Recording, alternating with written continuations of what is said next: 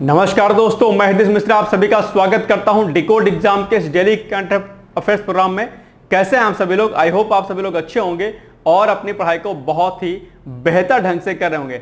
देखिए, आप सभी लोगों के लिए एक गुड न्यूज है। गुड न्यूज आपके लिए बहुत अच्छी है, लेकिन वो गुड न्यूज मैं सुनाऊं आप लोग को इसके पहले छोटी सी रिक्वेस्ट है कि प्लीज पहले फटाफट आप लोग वीडियो को शेयर कर दो ताकि सभी परीक्षार्थियों को इसका बेनिफिट मिलता रहे। और जैसा कि मैंने कई बार आप लोगों से कहा है कि हमारा ये उद्देश्य है, हमारा ये ध्येय है, हमारा ये लक्ष्य है, हमारा टारगेट है कि इस वर्ष से लेकर के अगले वर्ष तक आपका सिलेक्शन किसी भी तरीके से आपके एग्जाम में होना है। ये हमारा क्या है, टारगेट है। और इसके पहले टारगेट क्या रहेगा हमारा कि आपकी जो भी आगामी परीक्षाएं हो, चाहे आपकी यूपी पीसीएस की परीक्षा हो, चाहे वो आपकी आरओ अर्थात समीक्षा अधिकारी, सहायक समीक्षा अधिकारी की परीक्षा हो, या फिर यूपी ट्रिपल एससी का कोई एग्जाम हो, या फिर किसी अदर स्टेट सिविल सर्विसेज का एग्जाम हो, चाहे वो यूपीपीएससी का हो, एमपीपीएससी का हो, आरपीएससी का हो या सीजीपीएससी का हो, किसी भी स्टेट का कोई भी सिविल सर्विसेज का एग्जाम हो, या एनटीए यूजीसी नेट का एग्जाम हो, सीएसआईआर का एग्जाम हो, जिस भी एग्जाम में करंट अफेयर्स आता हो वो करंट अफेयर्स आपका गलत ना हो ना पाए, ये हमारा टारगेट है। साथ ही साथ में जो स्टैटिक पोर्शन आपको कराया जाता है जीएस के पॉइंट ऑफ व्यू से, वो भी आपका गलत ना होने पाए, जो मैं करा देता हूं स्पेशली, और जो टास्क आपको देता हूं वो, ये आपको बातें ध्यान रखनी है। अब मैं आप लोग के लिए एक न्यूज बताता हूं, गुड न्यूज।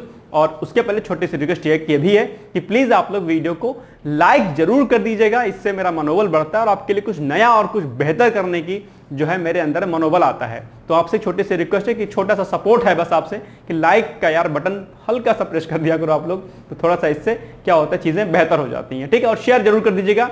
अगर कोई खासकर पीसीएस की तैयारी कर रहा होगा तो उसको तो ये वीडियो जरूर शेयर करिएगा, क्योंकि लास्ट में आपसे मेंस का क्वेश्चन भी दिया जाता है आपको, वो आपके लिए क्या होता है, महत्वपूर्ण होता है। और सारे प्रश्न किस प्रकार से मेंस के पर्सपेक्टिव से यूपीएससी में हो चाहे पीसीएस में हो, किस प्रकार से पूछे जा सकते हैं, ये सारी बातें भी आपको यहां पर बताई जाती हैं, ठीक है। अब हम आते हैं आज की गुड न्यूज पर कि क्या गुड न्यूज है।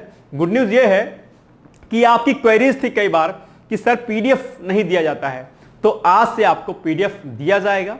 पीडीएफ को प्राप्त करने के लिए नीचे कमेंट्स में, यानी कि नीचे जो डिस्कशन बॉक्स दिया गया है वहां पर टेलीग्राम का लिंक दिया गया है। टेलीग्राम लिंक से आप डिकोड एग्जाम के जो है ग्रुप को ज्वाइन करिए। वहां पर आपको रात के 9 बजे तक जो है टेलीग्राम पे आपको पीडीएफ प्रोवाइड कर दी जाएगी। इस बात का आपको ध्यान रखना है कि आप लोग वीडियो को लेकिन जरूर देखिएगा। आप ये मत सोचिएगा केवल पीडीएफ पढ़ के हम निकल जाएं। ऐसा आप करोगे तो वीडियो में जो यहाँ पर मेरे द्वारा जो बातें आपको बताई जाती हैं उसका बेनिफिट आपको नहीं मिलेगा। तो जो एक बेनिफिशियल वाली बात है वो ये है कि अगर आपको बेहतर ढंग से चीजों को करना है तो पहले वीडियो को देखिए, और वीडियो को देखने के बाद आप चीजों को वहां पर पीडीएफ से रिवाइज कर लीजिए, आपका काम हो जाएगा। यानी कि एक बार आप यहां देखोगे, दूसरी बार पीडीएफ फाइल से पढ़ लोगे तो आपको चीजें क्या होंगी, एक लंबे समय तक याद रहेंगी, आप भूलोगे नहीं। लेकिन अगर आप ये सोचोगे खाली पीडीएफ से पढ़ लोगे तो जो बातें में यहां पर वीडियो के माध्यम से आपको बताई जाती हैं, अच्छी बातें, कुछ मोटिवेशनल बातें, कुछ और अच्छी बातें, कैसे तैयार करना है, क्या इंपॉर्टेंट है, क्या टास्क है, क्या मुख्य परीक्षा का अभ्यास प्रश्न है, किसका कैसे टैकल करना है, ये सारी बातें शायद आप पीडीएफ से नहीं समझ पाओगे। लेकिन स्टूडेंट्स की डिमांड थी, उस डिमांड को हमने फुलफिल किया है। आपको पीडीएफ आप जो है जिस दिन वीडियो पब्लिश होगा उसके दिन, मतलब उसी दिन रात में 9 बजे तक आपको पीडीएफ मिल जाया करेगा, ठीक है। चलो अब हम आते हैं आज के जो है क्या कहते हैं वीडियो सेशन पर, और आपको पीडीएफ प्रोवाइड की जाएगी। ये न्यूज आपको कैसे लगी प्लीज आप लोग कमेंट करके बताइएगा। चलो वीडियो को हम लोग स्टार्ट करें उसके पहले हम लोग लास्ट डे का क्या करते हैं, रिवीजन करते हैं। और रिवीजन में हमने क्या कहा था आपसे कि अपनी आंखों को बंद करिए या सामने अपनी कॉपी को रखिए, और जो प्रश्न मैं पढ़ रहा हूं उसका आप लोग आंसर खुद से देने की कोशिश करिए कि क्या आपको वो आंसर आ रहा है या नहीं आ रहा है। तो क्वेश्चन क्या है कि हाल ही में हरित ईंधन के इस्तेमाल से जून माह में प्राकृतिक गैस की खपत में कितने प्रतिशत तक की बढ़ोतरी हुई है? तो 7% तक की क्या हुई है, बढ़ोतरी हुई है। और हमने आपसे कहा था कि आप लोग जो हरित ईंधन है इसको क्या करिएगा, आप लोग तैयार कर लीजिएगा। मैंने आपको बताया था, याद होगा आपको, हरित ईंधन हमने आपसे कहा था कि ये आपके प्री एग्जाम के लिए भी इंपॉर्टेंट है और ये आपके मेंस के लिए भी इंपॉर्टेंट है। और हमने आपसे कहा था कि ना सिर्फ ये प्री मेंस के लिए इंपॉर्टेंट है बल्कि ये आपके एसए के लिए, अर्थात जो है आपकी ये निबंध वाले सेक्शन के लिए भी क्या इंपॉर्टेंट है टॉपिक। तो आप लोग जो है हरित ईंधन को तैयार कर लीजिएगा बेहतर ढंग से, ये बात आपको ध्यान रखनी है। इसके अलावा एक सूचना मैं और दे दूं आपको, कल जो है परसों सॉरी हाँ 2 दिन पहले एक अच्छा निबंध कैसे लिखें यानी कि how to write a good essay, इस पर एक आर्टिकल बना दिया गया है। आप लोग चाहें तो उसको देख सकते हैं। आपको वहां पर कई सारे बिंदु मिल जाएंगे कि एक अच्छा निबंध कैसे लिखें। अगर वो वीडियो अभी आप लोगों ने नहीं देखा है तो जाइए वीडियो सेक्शन में, वहां पर पड़ा हुआ है, आप लोग उस वीडियो को मेरे देखिएगा। निबंध में आपको बहुत ज्यादा क्या होगा, बेनिफिट मिलेगा। ठीक है, चलो दूसरा क्वेश्चन।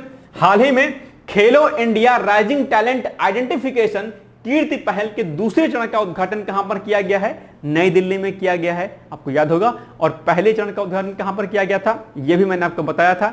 नहीं याद है तो दिमाग से सोचिए कि पहला चरण का उद्घाटन कहां पर किया गया था, मैं नहीं बता रहा हूं। ठीक, तीसरा, गेवरा और कुसमुंडा खदानें कहां पर स्थित हैं, यह आपको बताना है। तो ये हैं अवस्थित कहां पर, छत्तीसगढ़ में, यह हमने आपको बताया था।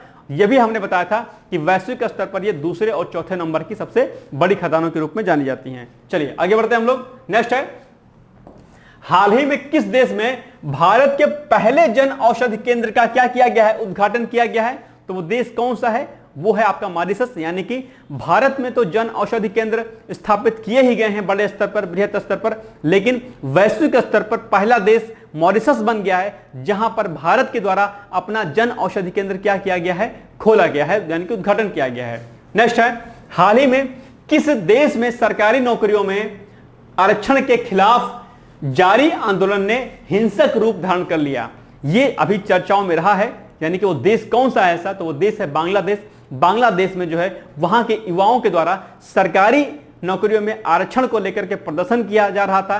प्रदर्शन वो क्या हुआ, हिंसक हो गया और कई लोग जो है इसमें एक्सपायर हो गए। और ऐसे में संयुक्त राष्ट्र के द्वारा इस पर क्या गया, टिप्पणी किया गया और कहा गया कि ऐसे प्रदर्शनों पर ध्यान दे सरकार, बांग्लादेश सरकार ध्यान दे और ये प्रदर्शन हिंसक ना होने पाए, यानी कि कोई भी युवा इससे जो है नुकसान उसको ना हो। तो संयुक्त राष्ट्र ने दखलंदाजी इसमें की, टिप्पणी की। ऐसे में ये प्रश्न क्या होता है, आपके लिए इंपॉर्टेंट हो जाता है, ध्यान रखिएगा। नेक्स्ट है, हाल ही में किस राज्य सरकार द्वारा उद्योगों, कारखानों और अन्य प्रतिष्ठानों में प्रबंधन वाली नौकरियों में स्थानीय लोगों के लिए 50% तथा गैर प्रबंधन वाली यानी कि ग्रुप सी और डी वाली नौकरियों में 75% आरक्षण को क्या किया गया है, मंजूरी प्रदान किया गया है? ये स्टेट कौन सा है? ये स्टेट है आपका कर्नाटक। हालांकि कहीं ना कहीं दरअसल ये संवैधानिक प्रावधानों के खिलाफ माना जाता है, मौलिक अधिकारों के खिलाफ माना जाता है। इस पर आगे क्या टिप्पणी होगी कोर्ट वगैरह की देखा जाएगा, लेकिन फिलहाल ऐसा फैसला कर्नाटक ने लिया है, ध्यान रखिएगा। चलो आगे बढ़ते हैं हम लोग। नेक्स्ट है, भारतीय कृषि अनुसंधान परिषद यानी कि Indian council of agriculture research जिसको बोलते हैं, का मुख्यालय कहां पर है? तो उसका मुख्यालय है नई दिल्ली में और 3 अन्य इसके कार्यालय हैं, वो कहां कहां पर हैं ये भी आपको पढ़ना था। इसके अलावा विश्व इमोजी दिवस मनाया जाता है, कब मनाया जाता है? तो ये 17 जुलाई यानी कि 17 जुलाई को दरअसल विश्व इमोजी दिवस मनाया जाता है, ध्यान रखिएगा। ठीक है, चलो आगे बढ़ते हैं हम लोग। नेक्स्ट है, अब लास्ट वीडियो में हमने आपसे प्रश्न पूछा था और ये जीएस का क्वेश्चन था। हमने आपसे कहा था ये क्वेश्चन आपके लिए क्या है, वेरी वेरी मोस्ट इंपॉर्टेंट ये क्या है क्वेश्चन है। कल ही मैंने आपको बात बता दी थी, ठीक है।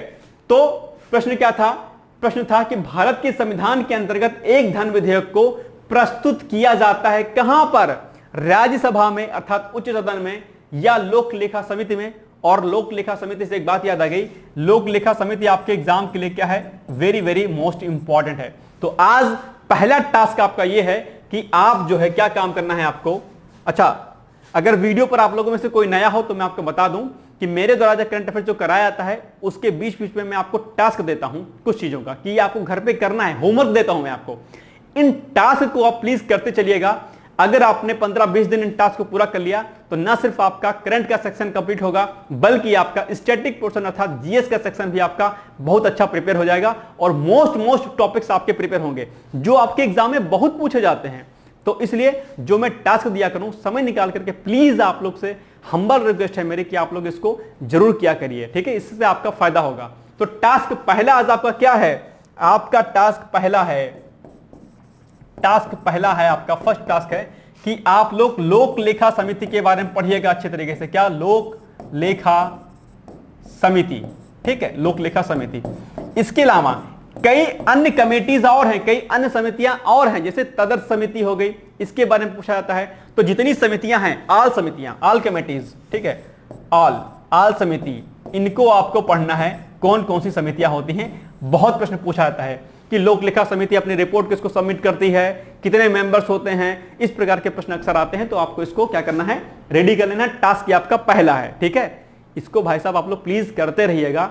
मैं डेली बग करता हूं आपसे कि टास्क पूरा करिएगा। थोड़ा सा कलम चलाओगे, थोड़ा सा दिमाग चलाओगे, थोड़े से बुद्धि को दौड़ाओगे तो निखर के सामने आओगे। कूप मंडूक बने रहोगे, एक कान से सुनोगे, दूसरे कान से निकाल दोगे तो कुछ भी हासिल नहीं होगा। ध्यान रखना, सफलता के लिए ये जरूरी है कि नित्य प्रतिदिन आप जो है मेहनत करो। क्या मैंने बोला, नित्य प्रतिदिन आपको। जिस प्रकार से सूरज जो है, सूर्य डेली जो है तय समय सीमा पर अपने दिशा में जो है निकलता है, अपने ही दिशा में जो क्या होता है, अस्त होता है, यानी कि पूर्व में निकलता है, पश्चिम में अस्त होता है। आपको ठीक सूर्य से हमें प्रेरणा लेनी है कि हमें अपने समय सीमा के भीतर अपनी सक्सेस को लेना है।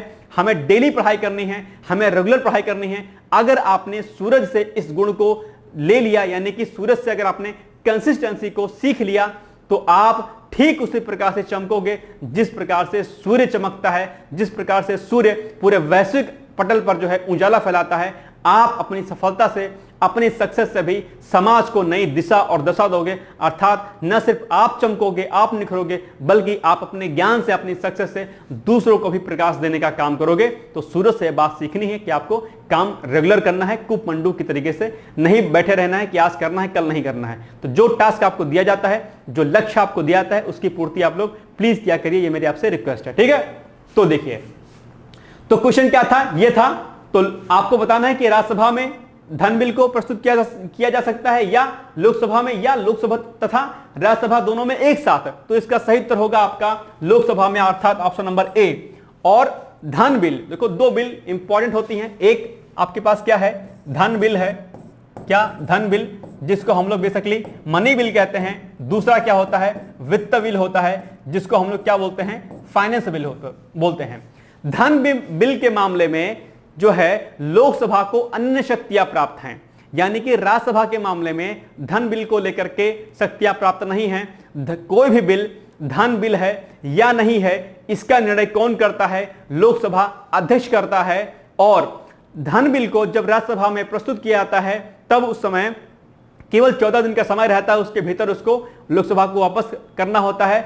अब लोकसभा के ऊपर यह निर्भर करता है कि सरकार जो है राज्यसभा द्वारा बताए गए चीजों को उसमें मेंशन करती है या नहीं करती है। तो ओवरऑल लोकसभा को धन बिल के मामले में क्या है, अनन्य शक्तियां प्राप्त हैं। और कई बार आप लोगों ने सुना होगा विवादों में धन बिल रहता है, क्योंकि कई बार कई बिल को सरकारें मनी बिल बनाती है और उसको लोकसभा में प्रस्तुत करती है, क्योंकि लोकसभा में अनन्य शक्तियां प्राप्त होती हैं और बिल पास हो जाता है। तो ये सारे मुद्दे हैं, धन बिल के क्या क्या मुद्दे हैं, किस प्रकार से इस पर विवाद की स्थिति उत्पन्न होती है। मेंस में आपके क्वेश्चन पूछ सकता है धन बिल को लेकर के, और धन बिल अक्सर चर्चा में रहता है। और एक ना एक क्वेश्चन प्री में आपके मनी बिल से, अर्थात धन बिल से आता है। तो धन बिल को मैंने कल बताया भी था, टास्क भी दिया था कि आप लोग इसको रेडी कर लीजिएगा, ठीक है। याद रखिएगा, मेरा मुंह सूख जाता है आपको समझाते समझाते, तो भाई साहब प्लीज आप लोग बातों को समझा करिए। मेरी कोई ऐसी नीड नहीं है कि आप लोग, मैं दिन भर बोलता रहूं इसी बात को। मैं बोलता इसलिए हूं क्योंकि मैं नहीं चाहता हूं कि आपका सिलेक्शन कहीं से रुके। मैं चाहता हूं कि अगले साल आपका सिलेक्शन हर हाल में हो। तो चीजों को प्लीज आप लोग सुना करिए और उसको समझा करिए, माना करिए उसको, ठीक है। चलो नेक्स्ट है, अब क्वेश्चन नंबर फर्स्ट है हमारा कि R21 वैक्सीन का संबंध किससे है। कैंसर से है, यह वैक्सीन कैंसर के लिए है या मलेरिया के लिए है, एड्स के लिए है या फिर टाइफाइड के लिए है, यह आपको बताना है। तो इसका जो सही उत्तर होगा क्या होगा, इसका संबंध दरअसल मलेरिया रोगों से है, यानी कि ये आपकी दूसरी वैक्सीन बनाई गई है मलेरिया से लड़ने के लिए। और किसने बनाई है, हम लोग इस पर भी चर्चा करेंगे। इसके पहले एक ऑप्शन यहां पर दिया गया है एड्स, जिसको क्या बोलते हैं, एक्वायर्ड इम्यूनोडेफिशिएंसी सिंड्रोम। यहां पर एक क्वेश्चन बड़ा प्यारा पूछता है एड्स में, ठीक है, कि इसकी एड्स जो वायरस होता है, अर्थात जो HIV वायरस होता है, इसकी टारगेट सेल कौन सी होती है, कौन सी टारगेट सेल। तो T4 लिम्फोसाइट इसको बोलते हैं, शायद आपको पता होगा, T4 लिम्फोसाइट इसकी टारगेट सेल होती है, T4 लिम्फोसाइट। और एड्स में क्या क्या होता है आपको पता ही होगा, डिटेल्स में बताने की आवश्यकता नहीं है, ठीक है।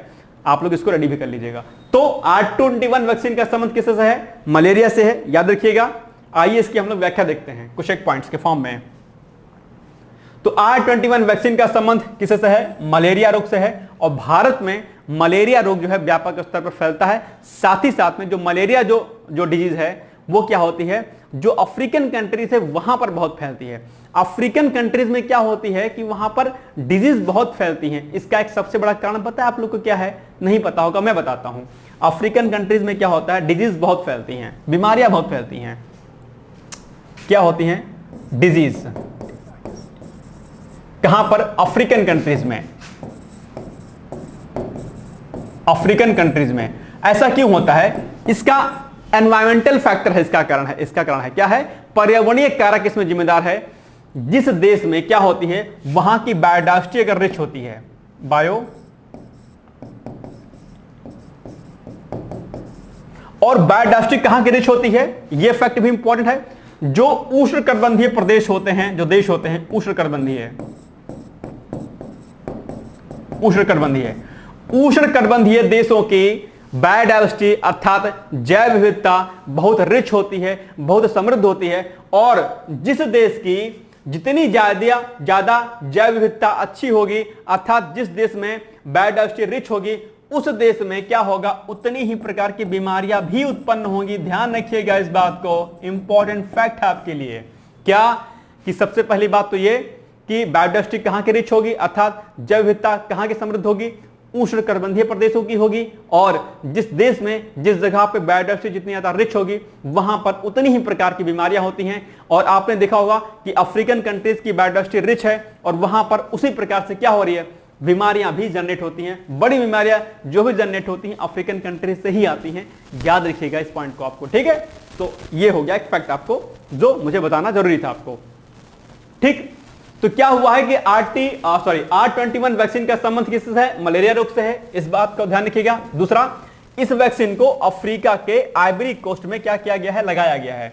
निर्माता की बात करते हैं कि इस वैक्सीन को बनाया किसने है, तो मजेदार बात यह है कि भारत के सीरम इंस्टीट्यूट, ये चर्चाओं में अक्सर रहता है सीरम इंस्टीट्यूट, और साथ में कौन कंपनी मिली है? सीरम इंस्टीट्यूट के साथ में ऑक्सफोर्ड यूनिवर्सिटी ने जो है इसको मिलकर बनाया है। तो ये फैक्ट आपके एग्जाम के लिए जरूरी है, हो सकता है आपके एग्जाम में पूछ ले इसको। इसके अलावा पहली मलेरिया जो वैक्सीन है यानी कि RTS का निर्माण ब्रिटिश दवा कंपनी GSK के द्वारा किया गया था। यह भी आपको क्या करना है? याद रखना है। और भारत में मलेरिया रोग जो है व्यापक स्तर में फैलता है और जो है लोग इससे प्रभावित होते हैं। तो मलेरिया के बारे में हम लोग 2 फैक्ट भी देख लेते हैं।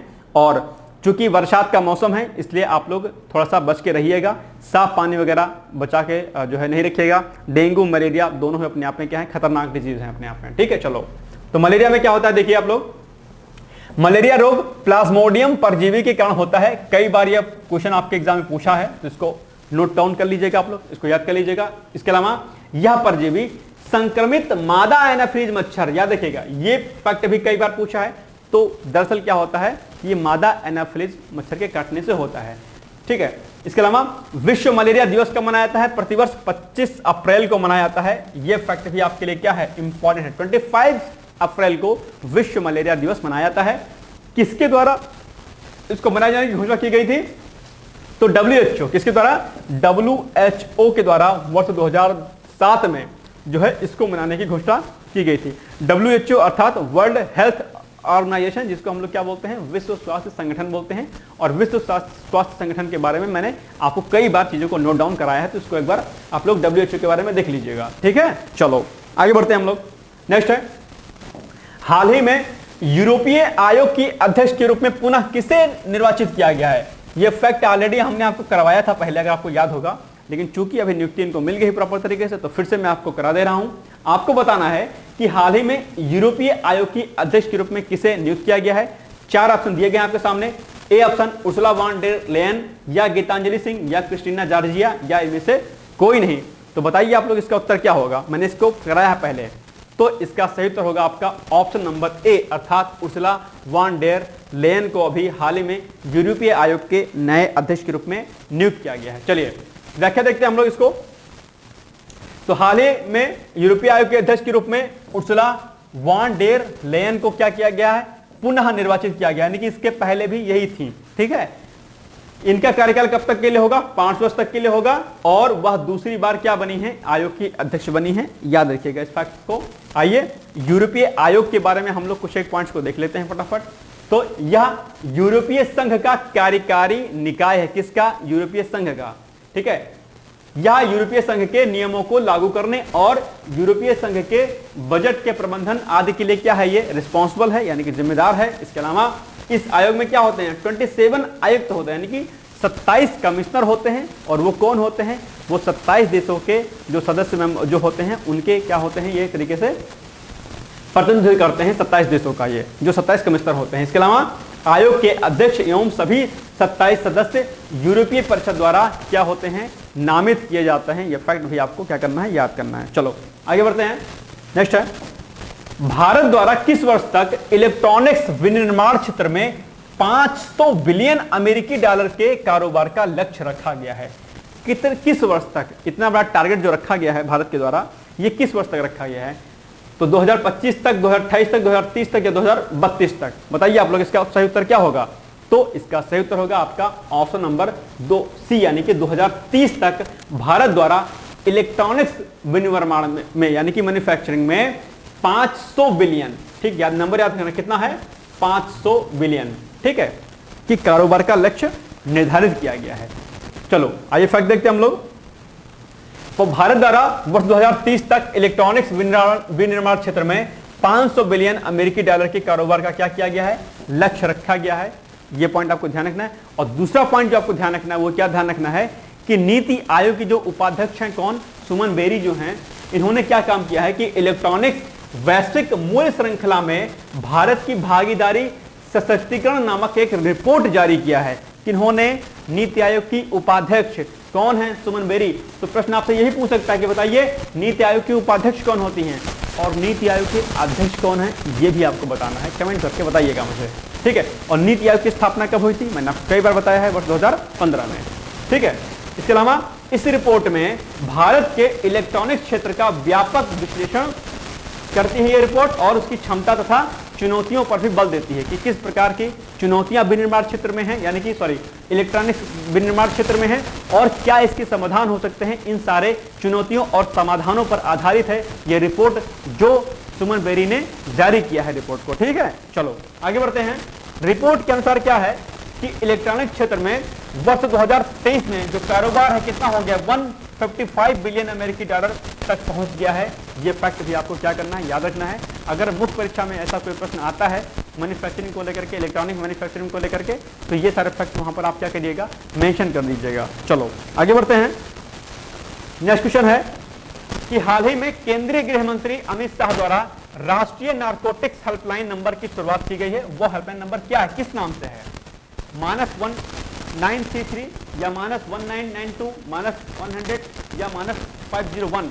तो इसका जो सही उत्तर होगा वो क्या होगा, -1933 यानी कि 1933, ठीक है। इसके माध्यम से क्या होगा कि जो नशा है उस नशा को दूर करने के लिए काफी ज्यादा प्रयास किया रहा है। मादक पदार्थों के सेवन को लेकर के उस पर जो चीजें होती हैं उन पर सूचना देने के लिए इस प्रकार के हेल्पलाइन का इस्तेमाल किया जा सकता है। आइए हम लोग इसको व्याख्या से समझते हैं।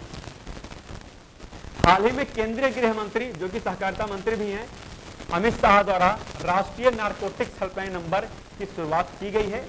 वह हेल्पलाइन नंबर क्या है, -190 क्या 1933 यानी कि 1933, ठीक है, नाम से है। इसके अलावा मानस, जिसको क्या बोलेंगे हम लोग, मादक पदार्थ निषेध आसूचना केंद्र हेल्पलाइन के माध्यम से क्या होगा कि जो नागरिक होंगे मादक पदार्थों की तस्करी की जानकारी साझा कर सकते हैं तथा नशा मुक्ति पुनर्वास पर सलाह लेने के लिए 24 घंटे नारकोटिक्स कंट्रोल ब्यूरो से जुड़ सकते हैं। यानी कि अगर उन्हें लगता है कि कहीं पर मादक पदार्थों की तस्करी हो रही है तो इसके लिए भी वो सूचना दे सकते हैं इस नंबर पर।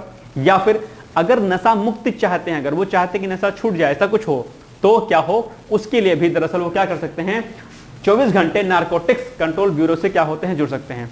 और प्रधानमंत्री श्री नरेंद्र मोदी का लक्ष्य है कि भारत क्या हो, नशा मुक्त हो। इसके लिए जो है सरकारें काफी ज्यादा प्रयासरत हैं इसके लिए, ठीक है। तो ये नंबर आप लोग याद रखिएगा। चलो आगे हम देखते हैं।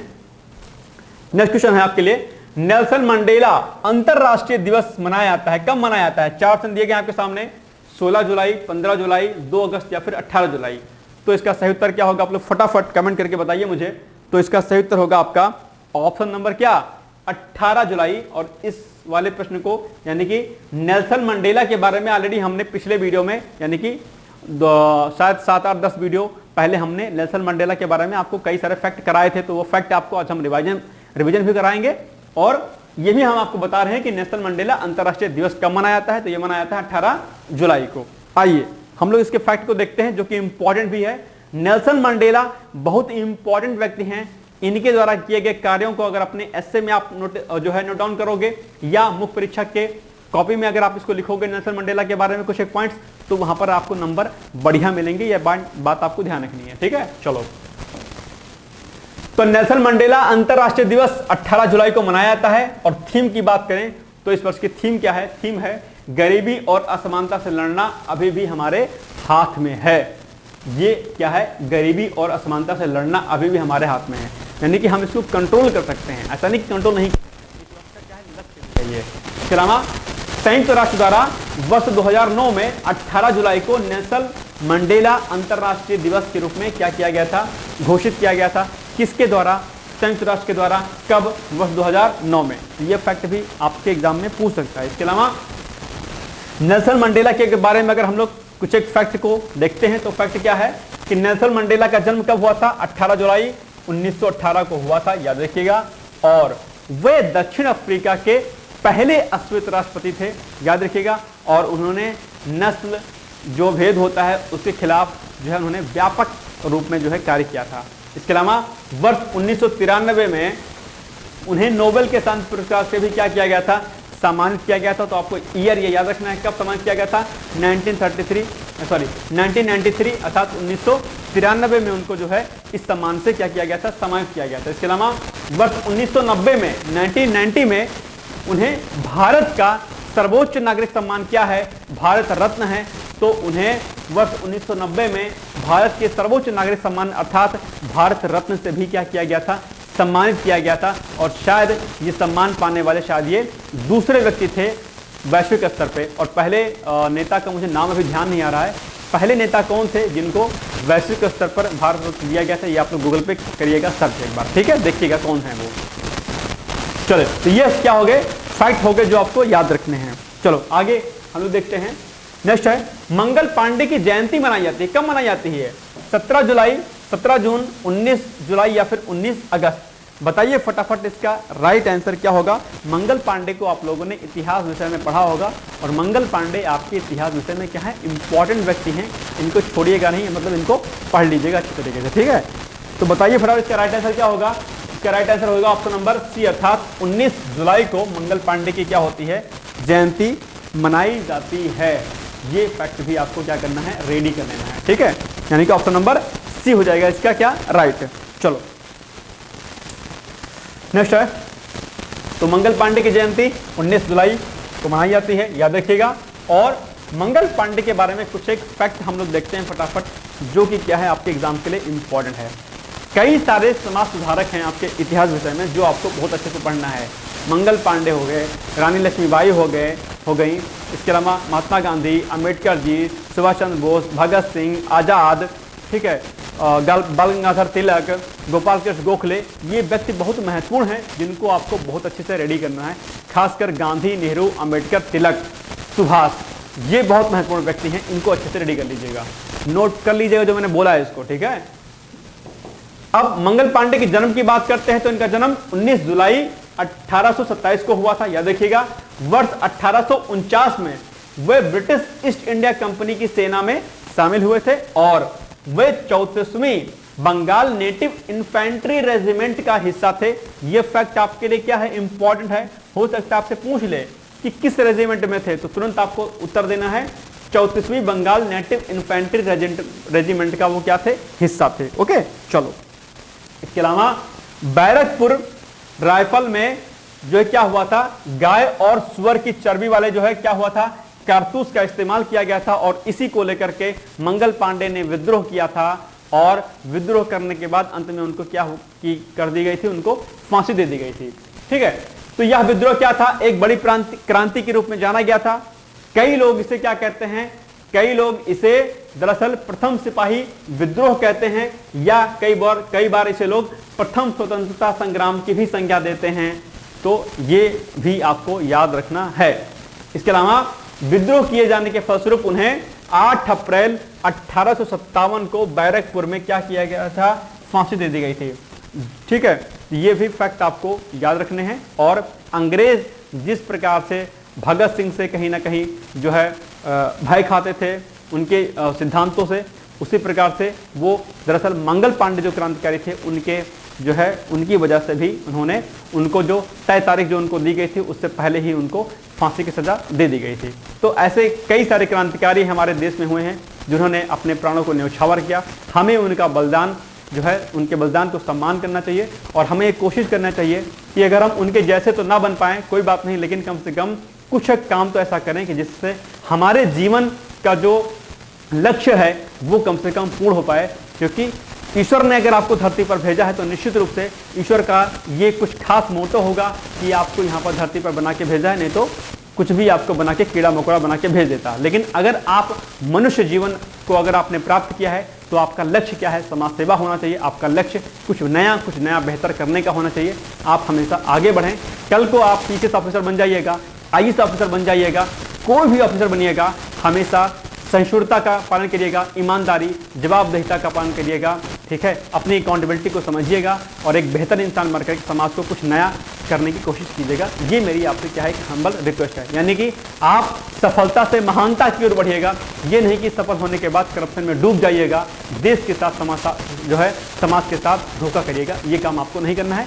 As a teacher, as a friend, मैं आपसे छोटी सी रिक्वेस्ट कर रहा हूँ कि हमेशा अच्छे इंसान बन के रहिएगा। ये मेरी छोटी सी रिक्वेस्ट है आपसे। ठीक है, सभी का सम्मान करिएगा, सभी के लिए काम करिएगा और एक आदर्श जीवन जिएगा। ठीक है, नेक्स्ट है, जब आप लोग पीसीएस में एथिक्स पढ़ोगे या पढ़ रहे होगे, ठीक है, या यूपीएससी में पढ़ रहे होगे, तो वहां पर ये सब चीजें आपको बताई जाती हैं कि कैसे एक सिविल सेवक को कार्य करना चाहिए। खैर, क्वेश्चन नंबर 7 है कि हाल ही में किस राज्य सरकार द्वारा लड़का भाऊ नामक योजना की शुरुआत की गई है। 4 ऑप्शन दिए गए हैं, महाराष्ट्र में, कर्नाटक में, उत्तर प्रदेश में, केरल में। तो नाम से ही शायद आप इसका जो है आंसर जो है आप दे सकते हैं। तो लड़का भाव जो योजना है वो दरअसल महाराष्ट्र सरकार की ये योजना है। और इसमें क्या कुछ है, आइए हम लोग इसको देखने का प्रयास करते हैं। तो हाल ही में क्या हुआ है कि महाराष्ट्र सरकार द्वारा लड़का भाव नामक योजना की शुरुआत की गई है। इसे हम लोग क्या बोलते हैं, मुख्यमंत्री लाडला भाई योजना के नाम से भी इसको जानते हैं। और इस योजना में क्या होगा कि जो बेरोजगार जो युवा हैं, जिनको एम्प्लॉयमेंट नहीं मिल पाया है, ऐसे युवाओं को सरकार क्या करेगी, जो है उनको स्किल प्रदान करेगी। और स्किल के दौरान क्या होगा कि जो 12वीं पास छात्र हैं उनको क्या होगा, 6,000 रुपये मासिक दिया जाएगा। कितने रुपए, 6,000 रुपये। आईआईटी डिप्लोमा वालों को 8,000 रुपये और डिग्री और स्नातकोत्तर जिन्होंने किया होगा उनको 10,000 रुपये मासिक दिया जाएगा। बहुत अच्छी योजना है अपने आप में, सरकार ने इसको सराहा है, मतलब जनता ने इसको सराहा है। देखते हैं कि इसका रिजल्ट क्या होता है आगे। चलिए, तो ये हो गया। ठीक है, वही पॉइंट यहाँ पर मेंशन है जो मैंने आपको बताया है, तो आप एक बार पढ़ लीजिए कि क्या क्या इसमें दिया गया। यानी कि एक तरीके से ये बेरोजगारों की हेल्प करने के लिए योजना लाई गई है। और इसके साथ साथ में एक योजना दरअसल यहाँ पर और भी लॉन्च की गई थी, जिसके बारे में हमने आपको क्वेश्चन कराया भी था। क्वेश्चन क्या था, वो पॉइंट क्या था कि महाराष्ट्र सरकार द्वारा मुख्यमंत्री माझी लड़की बहनी योजना की शुरुआत भी की गई है। ठीक है, ये शायद माझी शायद यहाँ पे नहीं था, आई थिंक एक बार आप लोग इसको चेक कर लीजिएगा। ठीक है, इस योजना के तहत 21 से 60 वर्ष तक की विवाहित, तलाकशुदा और निराश्रित महिलाओं को प्रतिमाह 1,500 रुपए दिए जाएंगे। ये पॉइंट भी आपके लिए क्या है, इंपॉर्टेंट है। एक बार आप लोग यहाँ पर देख लीजिएगा कि नाम इसका मुख्यमंत्री माझी लड़की योजना था या फिर माझी नहीं था। ठीक है, एक बार इसको एक बार क्रॉस चेक कर लीजिएगा आप लोग। ठीक है, तो ये योजना भी दरअसल महाराष्ट्र सरकार ने क्या किया था, लॉन्च किया था। चलो आगे बढ़ते हैं। लास्ट क्वेश्चन है आपके लिए, हाल ही में अस्मिता योजना की शुरुआत किसके द्वारा की गई है। यूजीसी के द्वारा की गई है, या सीएसआईआर के द्वारा, या आईसीएआर के द्वारा, या इनमें से कोई नहीं। यूजीसी यानी कि यूनिवर्सिटी ग्रांट कमीशन, सीएसआईआर अर्थात council of scientific and industrial research के द्वारा, या फिर आईसीएआर जिसको हम लोग क्या बोलते हैं, Indian council of agriculture research, किसके द्वारा इसकी स्थापना की गई है।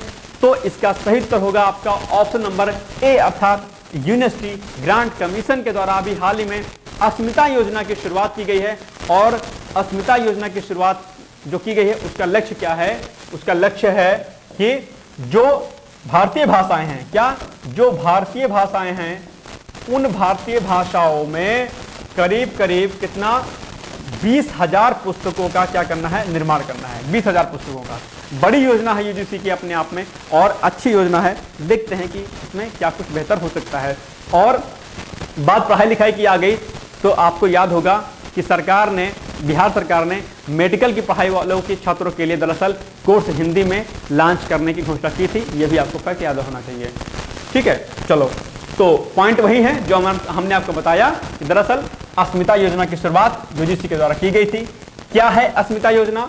वही हमने आपको जो बताया कि भारतीय भाषाओं में तकरीबन 22,000 पुस्तकों को तैयार करने का लक्ष्य निर्धारित किया गया है, याद रखिएगा। ठीक है, तो ये कुछ क्या है, फैक्ट थे आपके। अब हम आते हैं आज के क्वेश्चन पर, और इसके पहले यूजीसी के बारे में 2-3 फैक्ट हम लोग देख लेते हैं। तो यूजीसी के बारे में इसकी स्थापना वर्ष की बात करते हैं तो 1956, ऑप्शन में हो सकता है 1953 भी आए, तो वैसे 53, 56 नहीं आएगा। 53 में इसकी घोषणा हुई थी। ठीक है, प्रॉपर तरीके से ये 56 में इसकी स्थापना मानी जाती है। ठीक है, तो स्थापना 1956 में, मुख्यालय नई दिल्ली में है। अध्यक्ष कौन है इस समय? एम जगदीश कुमार हैं। कार्य क्या है? विश्वविद्यालयों को मान्यता देना प्रॉपर तरीके से। ठीक है, अलग अलग कैटेगरी में दर्जा देना कि कौन से डीम्ड यूनिवर्सिटी है, कौन से सेंट्रल यूनिवर्सिटी है, कौन से राज्य यूनिवर्सिटी है।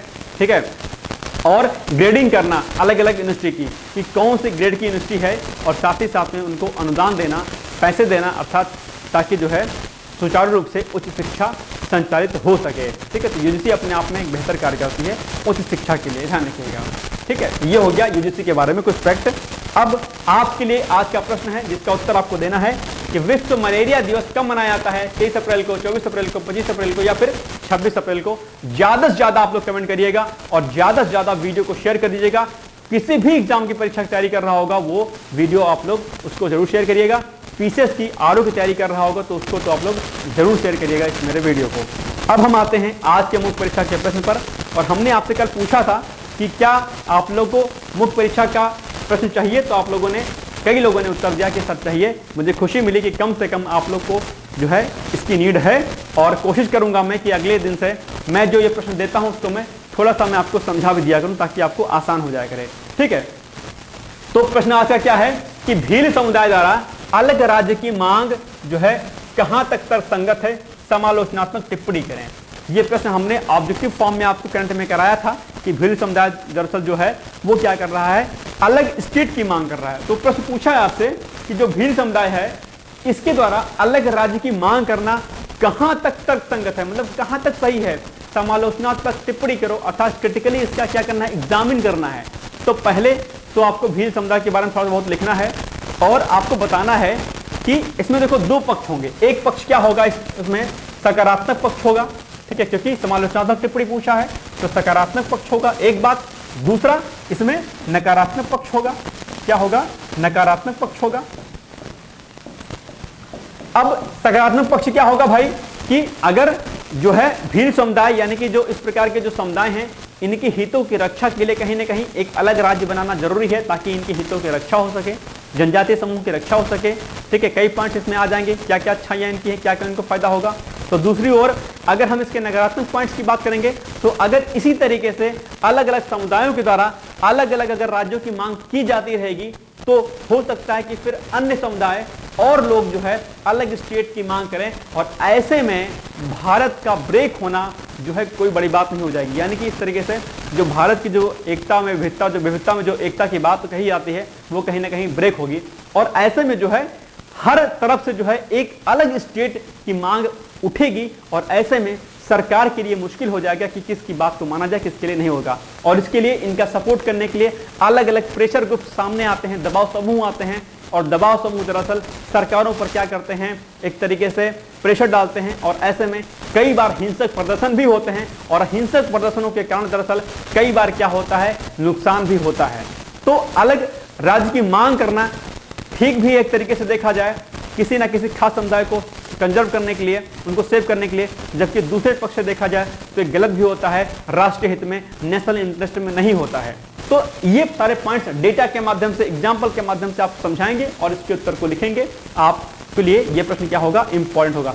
और भाई साहब ये प्रश्न इंपॉर्टेंट है, इसको नोट डाउन कर लेना। मैंने आपसे कहा था, इसमें टास्क भी दिया था कि केंद्र राज्य संबंध क्या होते हैं, ठीक है, राज्यों के स्तर पर केंद्र को क्या क्या अधिकार होते हैं, ये सारे पॉइंट भी प्री के लिए भी आप लोग इसको रेडी कर लीजिएगा। तो ये था आज का हमारा महत्वपूर्ण वीडियो। आई होप आपको वीडियो पसंद आया होगा, प्लीज आप लोग शेयर कर लीजिएगा। बाकी आज के वीडियो की अगर आपको पीडीएफ फाइल चाहिए होगी तो डिस्क्रिप्शन बॉक्स में टेलीग्राम का लिंक दिया है, टेलीग्राम लिंक से ग्रुप को ज्वाइन करिएगा, वहां पर आपको रात में 9 बजे के करीब आपको पीडीएफ फाइल दे दी जाएगी। ठीक है, ध्यान रखिएगा। चलो फिर मिलते हैं कल, तब तक आप लोग पढ़ते रहिए, मस्त रहिए, व्यस्त रहिए।